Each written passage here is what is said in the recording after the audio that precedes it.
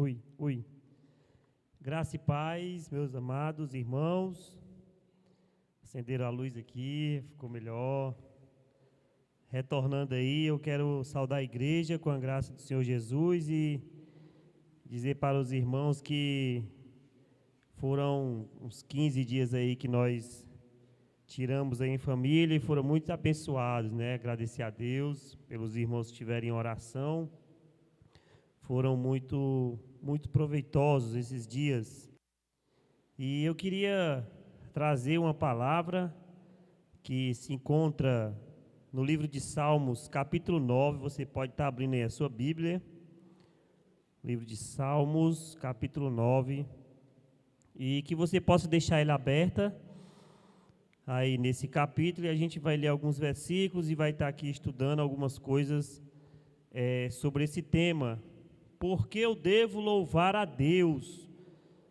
Não sei se você já se perguntou isso, né? Durante a sua jornada, a sua caminhada cristã. Por que eu devo louvar a Deus?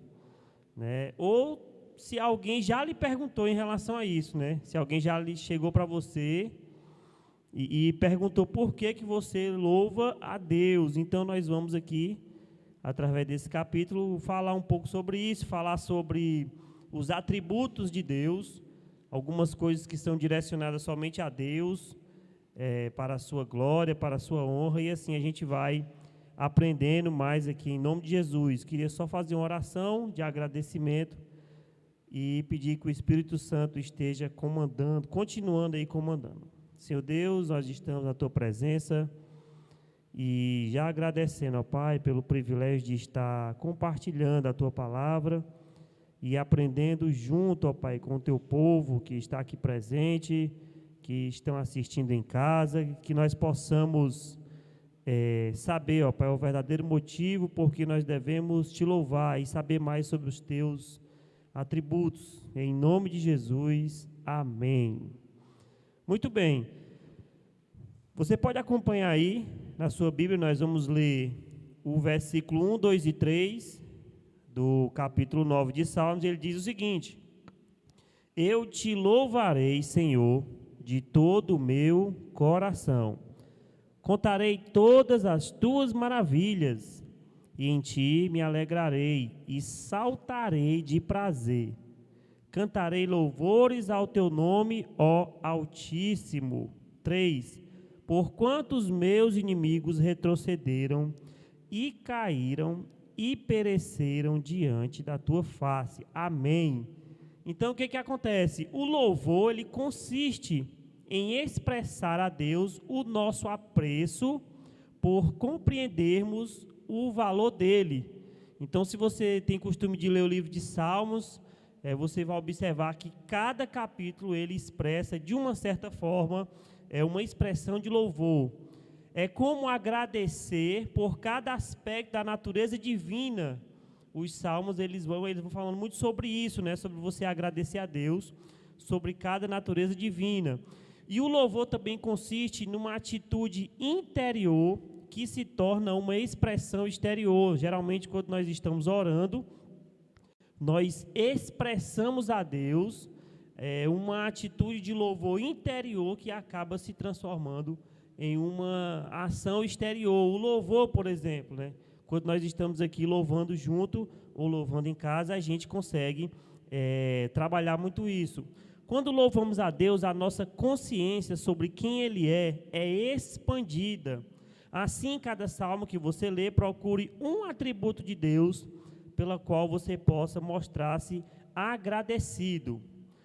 Então, o que acontece? Lá em Jeremias, no capítulo 9, 23 e 24, tem aí na apresentação, ele fala muito sobre isso, em você querer conhecer, né, os atributos de Deus. Diz o seguinte, o versículo: Assim diz o Senhor, não se glorie o sábio na sua sabedoria, nem se glorie o forte na sua força, não se glorie o rico nas suas riquezas, mas o que se gloriar, glorie-se nisto, em me entender e me conhecer, que eu sou o Senhor, que faço beneficência, juízo e justiça na terra.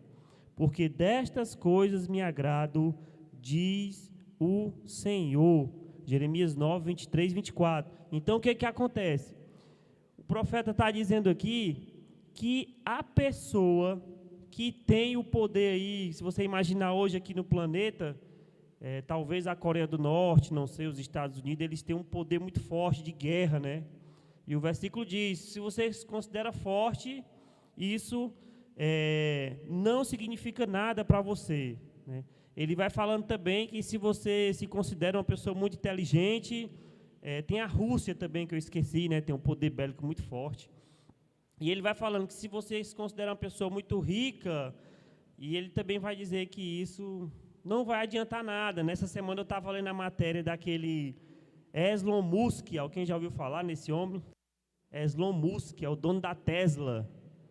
Ele se tornou, semana passada, o homem mais rico no mundo. E eu estava lembrando também que, na minha época, era o Bill Gates, né? Todo mundo já conhecia o Bill Gates, era o homem mais rico do mundo.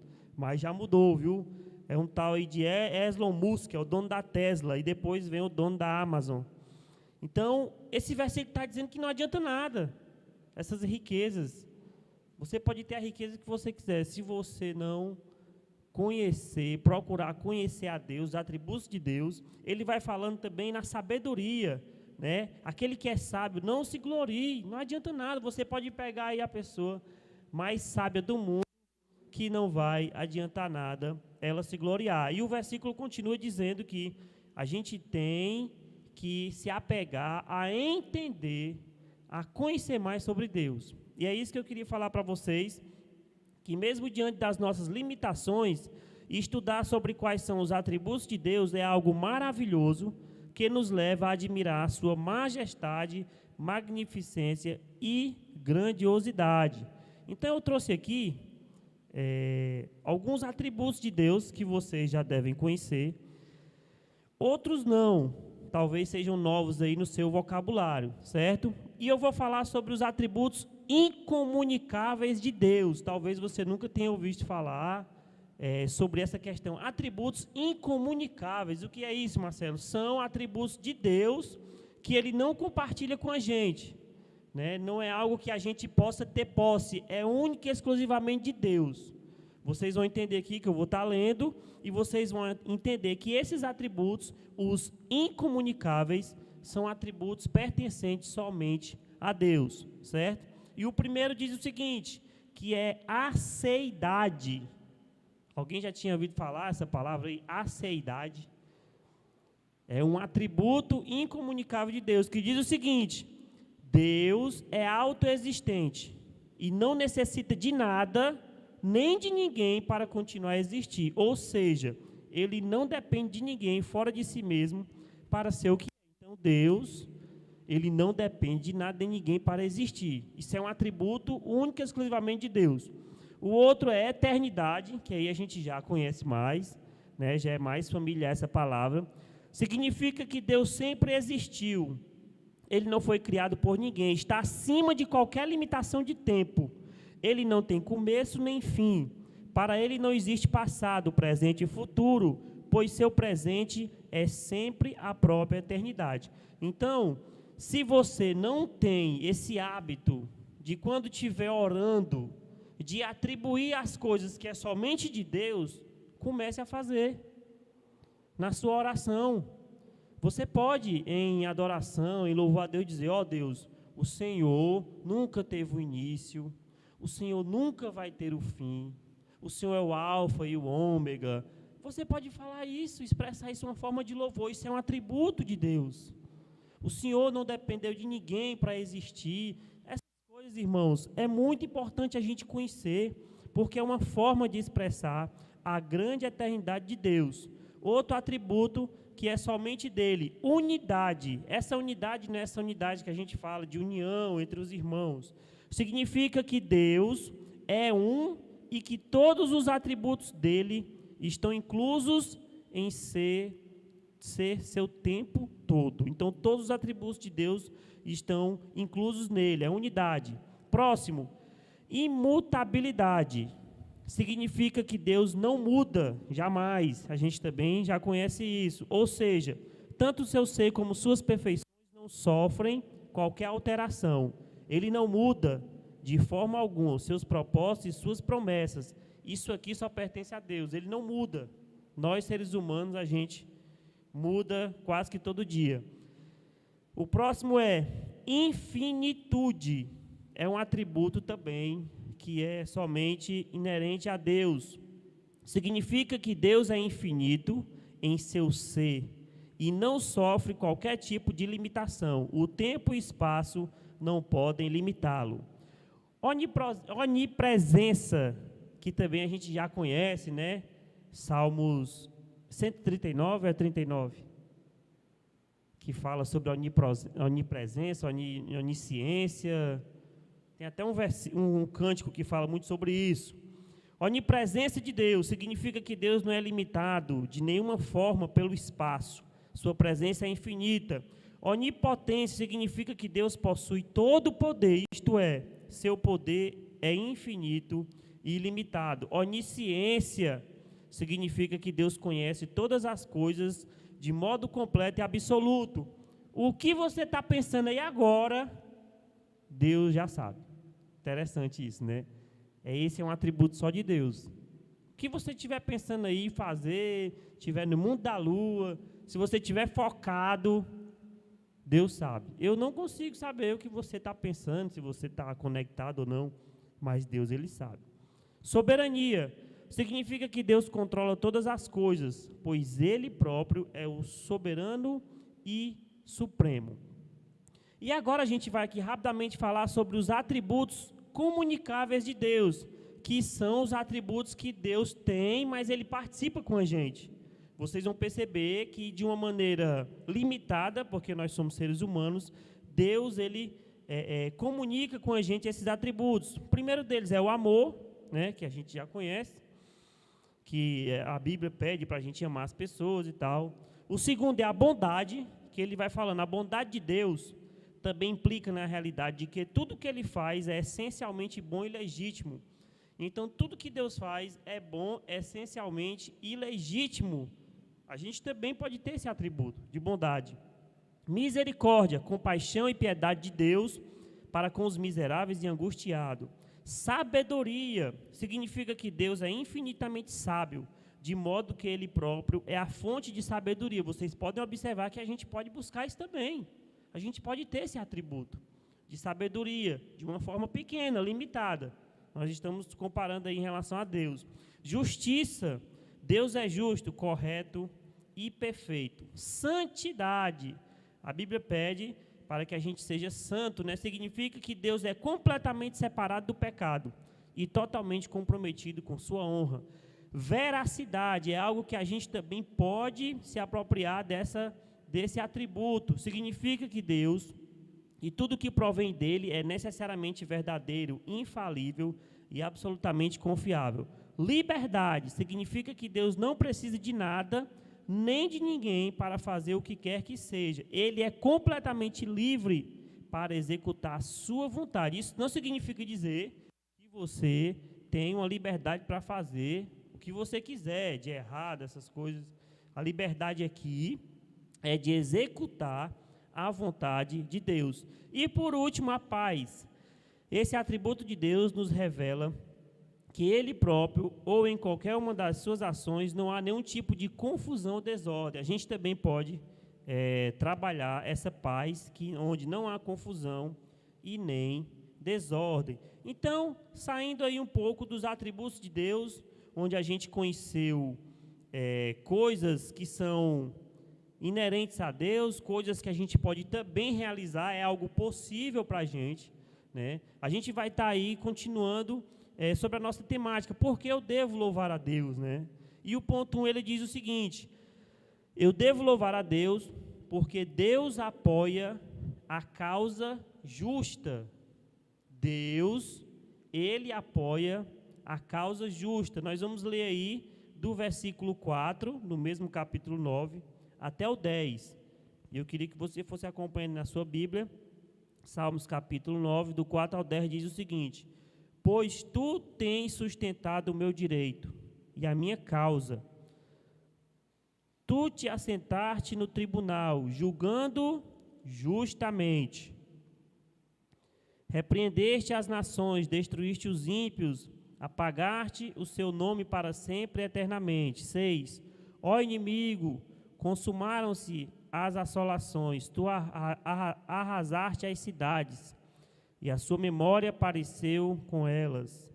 Mas o Senhor está sentado perpetuamente, já preparou o seu tribunal para julgar. Ele mesmo julgará o mundo com justiça, julgará os povos com retidão. 9. O Senhor será também um alto refúgio para o oprimido, um alto refúgio em tempos de angústia. E em ti confiarão os que conhecem o teu nome, pois tu, Senhor, nunca desamparaste os que te buscam. Amém. Então, essa é uma forma de você entender por que você tem que adorar a Deus. Porque Deus apoia a causa justa. E eu queria lançar essa pergunta aqui para você essa noite. A sua causa, ela é justa? Parou para pensar sobre isso? A sua causa é justa? Porque Deus, ele apoia a causa justa. A sua causa é justa? E mais, qual a sua causa? O que você tem passado é justo? Deus, ele vai apoiar a sua causa? Ela é uma causa justa? Isso é uma coisa muito individual, não quero que você fale aqui.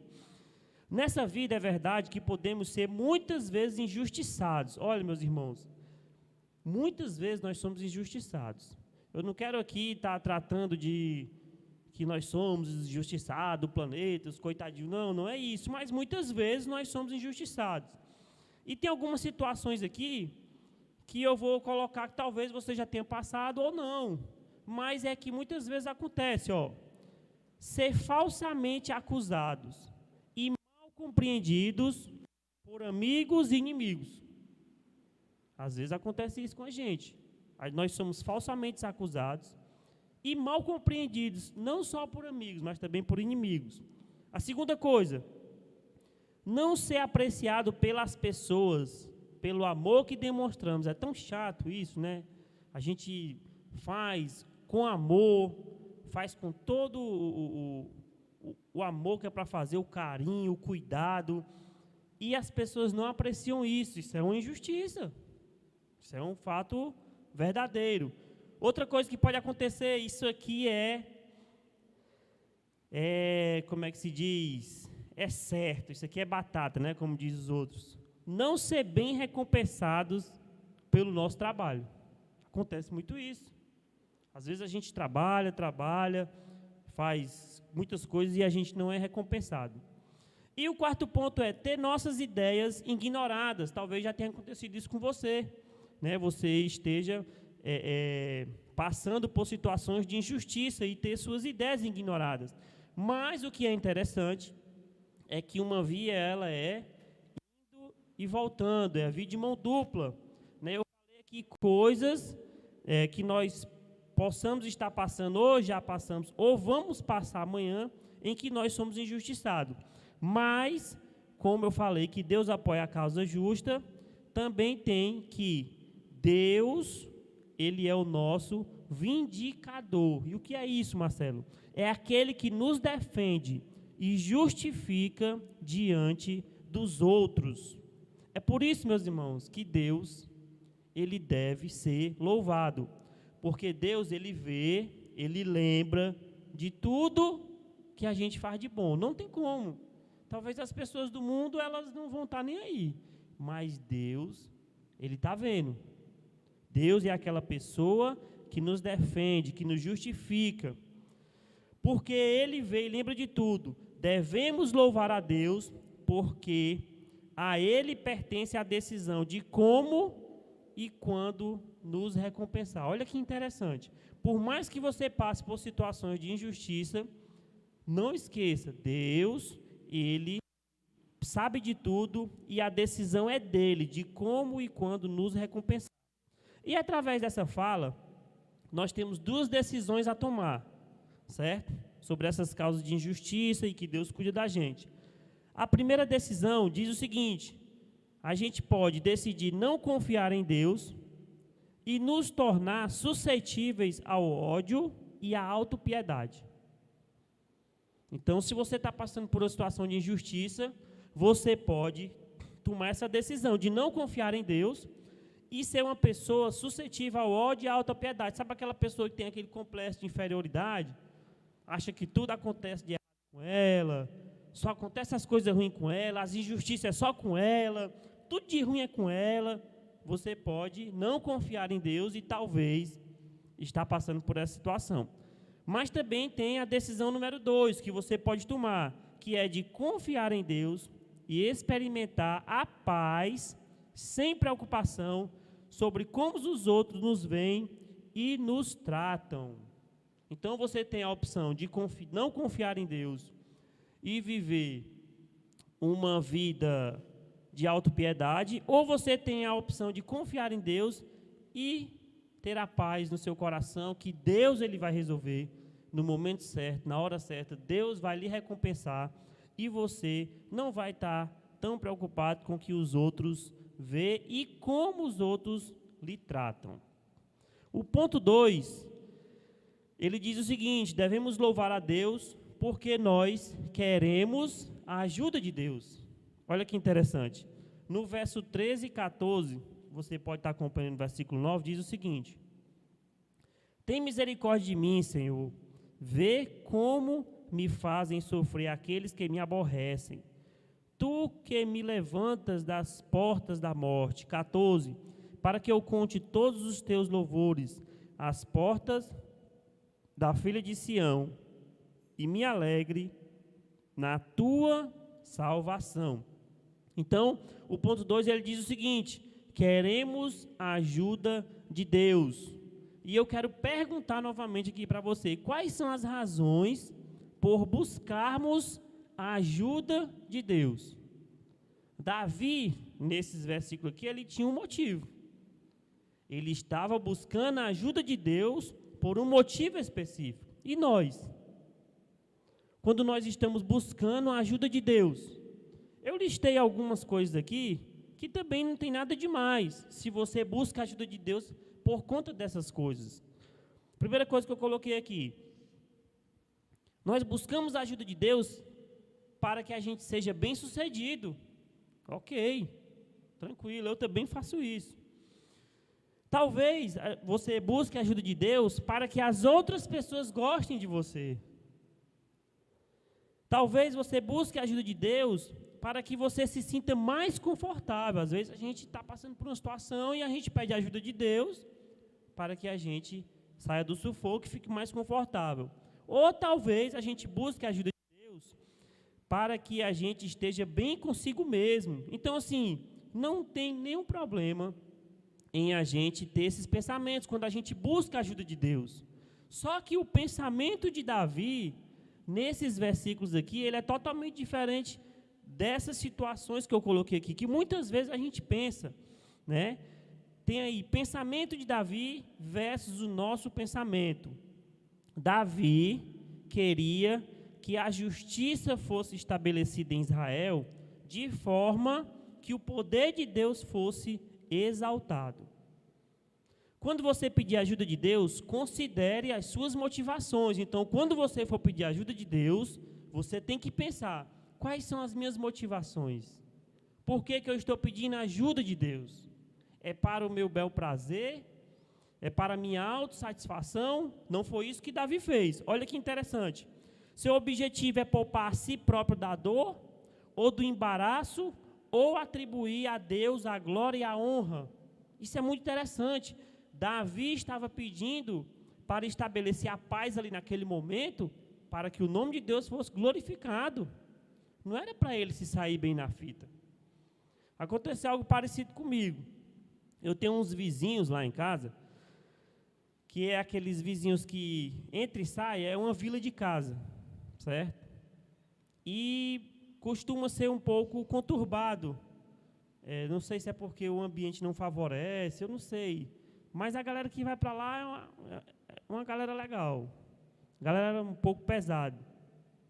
E é aquela confusão, né? Som alto, o pessoal passa a madrugada todinha abrindo e fechando o portão. É uma confusão. E eu comecei a pedir a Deus para resolver.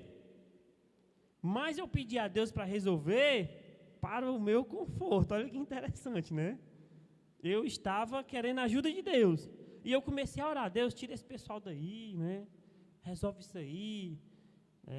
Sabe, essas coisas assim que eu não estava pensando que o nome de Deus fosse glorificado. Eu estou dando um exemplo aqui, meus irmãos, mas vocês podem estar passando por outros, ou venham passar por outros. Então, a minha ficha caiu. Eu disse: opa, eu estou errando de uma forma errada. Estou orando de uma forma errada. Eu estou orando para que eu venha me beneficiar única e exclusivamente.